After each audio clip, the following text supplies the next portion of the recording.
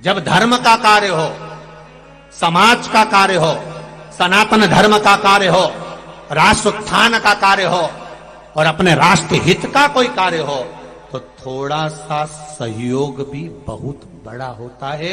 जैसे एक पानी गिरा, आंधी चली, एक चिड़िया का जो अंडा था, चिड़िया का जो बच्चा था, वो पानी में बह गया, बह कर वो समुद्र में चले गया, नदी में से समुद्र में गया। तो चिड़िया को मालूम, आकर देखा तो मेरा बच्चा नहीं है। चिड़िया रो पड़ी, मेरी औलाद, मेरी संतान, मेरा बच्चा कहाँ गया। किसी ने कहा आंधी चली थी, तूफान आया था, बच्चा नीचे गिर गया, पानी में बहकर नदी में, नदी से बहकर समुद्र में गया। तो मेरा बच्चा कहां मिलेगा? समुद्र में। चिड़िया दौड़ते दौड़ते समुद्र के पास गई, समुद्र से कहा समुद्र देवता मेरा बच्चा दे दीजिए। समुद्र कहां सुनने वाला? वो समुद्र जब राम जी की नहीं सुना, आखिरी में सुना, तो वो समुद्र इतनी जल्दी चिड़िया की सुन लेगा?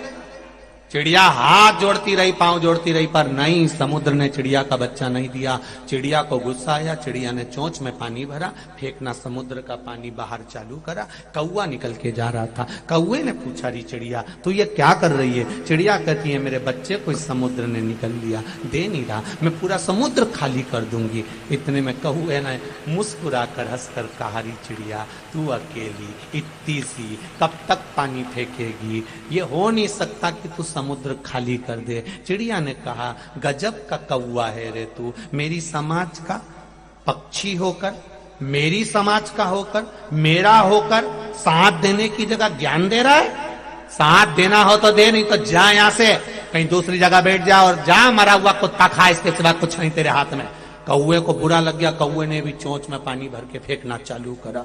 अब जितने पक्षी जाते वो पूछते तो कौवा सबको बता देता। चलते चलते एक बार गरुण जी वहां से निकल कर जा रहे थे, अपने समाज के लोगों को देखा, इतने पक्षी, ढेर ढेर पक्षी समुद्र के तट पर चिड़िया के साथ मिलकर हेल्प कर रहे हैं। तो गरुण जी ने पूछा क्यों रे, ये क्या कर रहे हो? तो उन्होंने कहा कि चिड़िया के बच्चे को समुद्र निकल गया, दे नहीं रहा, तो हम समुद्र खाली कर रहे हैं, पूरा पानी निकाल के फेंक देंगे। इतने में गरुण जी ने कहा अरे ओ पगला हो,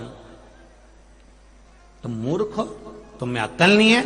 इतना बड़ा समुद्र कोई खाली होता है? जिंदगी निकल जाएगी तो भी खाली नहीं होगा।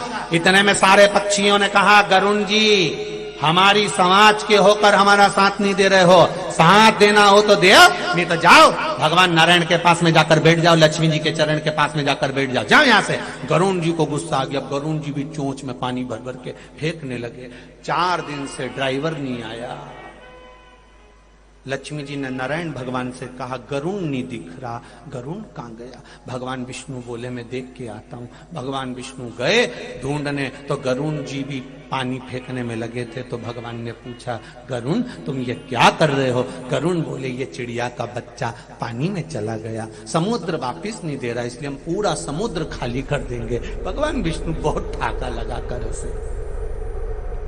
भगवान विष्णु ने ठाका लगाकर हंसे और हंसते से कहा गरुण ये कभी भूतो न भविष्य से कभी नहीं हो सकता कि तुम समुद्र खाली कर दो। इतने में गरुण जी ने कहा ओ महाराज देना हो तो साथ दो, वरना जाओ लक्ष्मी जी से चरण दबा लो, जाओ यहां से, ज्ञान मत देना, देना है तो साथ देना। इतने में नारायण जी को बुरा लग गया, नारायण जी ने सुदर्शन चक्र उठाया, अभी समुद्र को सुखा देता हूं, और समुद्र चरणों में आकर गिर गया। प्रभु आप बताओ क्या करना है? भगवान ने कहा इसकी चिड़िया के बच्चे को लाकर दे दो, एक छोटी सी चिड़िया पूरे समुद्र को खाली करने का बल रखती है, तो एक सनातनी पूरे राष्ट्र का उत्थान करने का बल रखता है। कहां जाओगे? दुनिया में ज्ञान देने वाले बहुत मिलेंगे, क्यों कथा करवा रहे हो? किसने कहा था? ढेर लगा कर रखा है, जनता वहां बैठी हुई है, ऐसा हो रहा है वैसा हो रहा है। जो साथ देने वाले होंगे वो आगे बढ़कर साथ देंगे।